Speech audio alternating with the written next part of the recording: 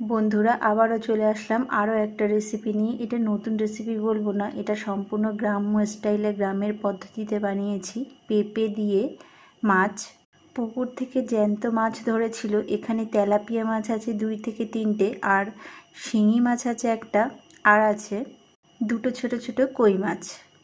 মাছগুলোকে পরিষ্কার করে নেব। আর এদিকে একটা বড় সাইজের পেঁপে পেড়ে নিয়েছি, দেখতেই পাচ্ছেন পেঁপেটা কত বড়। এবার এই পেঁপেটাকে খুব ভালো করে ধুয়ে নেব। বন্ধুরা, পুকুরের জ্যান্ত মাছ আর সাথে থাকবে গাছের টাটকা পেঁপে, আর এই পেঁপে মাছের ঝোল থাকলে আর কিছুই লাগবে না। পেঁপেটাকে ঠিক এরকম করে কেটে নিয়েছি। পেঁপেটা একটু ডাসা ছিল, দেখতেই পাচ্ছেন একটু লাল লাল ভাব চলে এসছে। আর এদিকে মাছগুলো খুব ভালো করে পরিষ্কার করে নিয়েছি। পেঁপেগুলোকে সেদ্ধ করার জন্য দিয়ে দিলাম একটা কুকারে। আপনারা চাইলে কড়াতেও সেদ্ধটা করে নিতে পারেন, তবে কুকারে রান্নাটা করলে খুব তাড়াতাড়ি হবে। এই পেঁপের মধ্যে আমি একটা আলু দিইনি, আপনারা চাইলে আলুটাও অ্যাড করতে পারেন। এবার এর সাথে লবণ ও হলুদ দিয়ে আর পরিমাণ মতো জল দিয়ে কুকারটা বসিয়ে দেব গ্যাসে। বন্ধুরা, আগেই বলেছি এই সেদ্ধ করার প্রসেসটা আপনারা কড়াতেও করে নিতে পারেন। আর আপনার হাতে যদি আমার মতো তাড়া থাকে সেক্ষেত্রে এরকম করে কুকারে রান্নাটা করবেন। আর এদিকে মাছগুলোতেও লবণ ও হলুদ মাখিয়ে নেব। বন্ধুরা, রেসিপিটা যদি ভালো লেগে থাকে একটা লাইকের আশা তো করতেই পারি। আর আপনারা এইভাবে রান্নাটা করে আমাকে কমেন্টে জানাবেন আপনাদেরও কেমন হয়েছে। লবণ ও হলুদ মাখিয়ে 5 মিনিট রেস্টে রেখে দিয়েছিলাম। আর এদিকে কড়াতে বসিয়ে দিয়েছি তেল গরম করতে। তেলটা খুব ভালো করে গরম হয়ে গিয়েছে। এইবার মাছগুলোকে ভাজা করে নেব। বন্ধুরা, যখনই কোনো নর্মাল ফ্রাই প্যানে ভাজা করবেন কিছু, সেক্ষেত্রে তেলটা দেওয়ার পর খুব ভালো করে গরম করে নেবেন, তাহলে দেখবেন আপনার কড়ার গায়ে কিচ্ছু লেগে যাবে না। তেলটা খুব ভালো করে গরম করে নেওয়ার পর মিডিয়াম ফ্লেমে ভাজাগুলো করবেন। দেখুন মাছগুলো আমার লাল করে ভাজা হয়ে গিয়েছে, এবার তুলে নেব। আর বন্ধুরা, এদিকে আমার পেঁপেটাও সেদ্ধ হয়ে গিয়েছে। এবার এটাকে সাইডে রেখে দেব। আর একই তেলের মধ্যে আপনারা চাইলে আরও একটু তেল অ্যাড করতে পারেন। আমি আর তেলটা অ্যাড করলাম না, যেটা ছিল সেটাতেই আমি এবার ফোড়ন দিয়ে দেব। দিয়ে দিলাম একটা এলাচ, একটা লবঙ্গ ও একটা দারচিনি। তারপর দিলাম সামান্য পরিমাণ গোটা জিরে।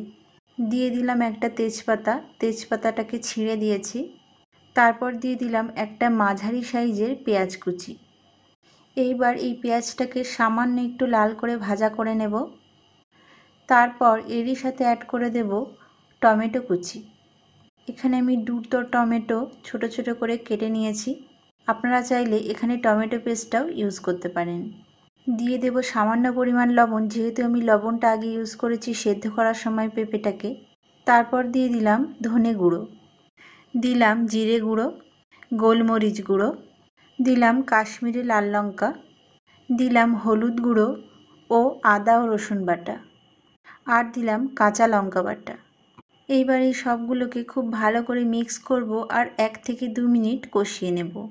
1 থেকে 2 মিনিট এইভাবে কষিয়ে নিয়ে তারপর দিয়ে দেব সামান্য পরিমাণ জল।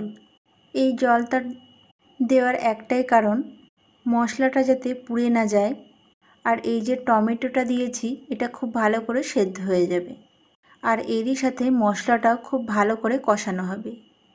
প্রায় 3 মিনিট ধরে এইভাবে কষিয়ে নেওয়ার পর দেখতেই পাচ্ছেন মশলা থেকে তেল ছেড়ে দিয়েছে, তার মানে খুব ভালো করে কষানো হয়ে গিয়েছে মশলাটা। এইবার আগে থেকে সেদ্ধ করে রাখা পেঁপেটাকে দিয়ে দিলাম, আর এটাকে জল সমেত দিয়ে দেব। একটু এইভাবে নাড়িয়ে দেব। আর বন্ধুরা, এই সময় যদি আপনাদের কাছে মনে হয় লবণটা কম আছে, সেক্ষেত্রে লবণটা অ্যাড করতে পারেন। আর বন্ধুরা, যারা ভিডিওটা ফেসবুক থেকে দেখছেন তারা অবশ্যই আমাকে ফলো করে নেবেন। আর যারা ইউটিউব থেকে দেখছেন তাদের কাছে চ্যানেলটাকে সাবস্ক্রাইব করে নেওয়ার অনুরোধ রইল। এইবার ফুটে ওঠার পর দিয়ে দিলাম একে একে মাছগুলো। এইবার মাছগুলোকে ঠিক এইভাবে চেপে চেপে দেব। তারপর এগুলোকে ঢাকা দিয়ে 2 থেকে 3 মিনিট হতে দেব। বন্ধুরা, রান্নাটা করার পর যখন খাচ্ছিলাম তখন দুর্দান্ত লাগছিল, তাই আপনাদেরকেও বলছি এইভাবে রান্নাটা করে একবার দেখবেন। তারপর সবশেষে সামান্য পরিমাণ গরম মশলা দিয়ে 5 মিনিট রেস্টে রেখে দেওয়ার পর পরিবেশন করার জন্যে প্রস্তুত। বন্ধুরা, দেখলেন তো রেডি হয়ে গেল আমার পেঁপে দিয়ে জ্যান্ত মাছের ঝোল। আশা করি নিশ্চয়ই ভালো লেগেছে ভিডিওটা ভালো লেগে থাকলে আপনার আত্মীয় স্বজন বন্ধু বান্ধব যে কোনো কেউ কারোর কাছে একটা করে শেয়ার করে দিন। আবারও দেখা হচ্ছে নেক্সট ভিডিওতে।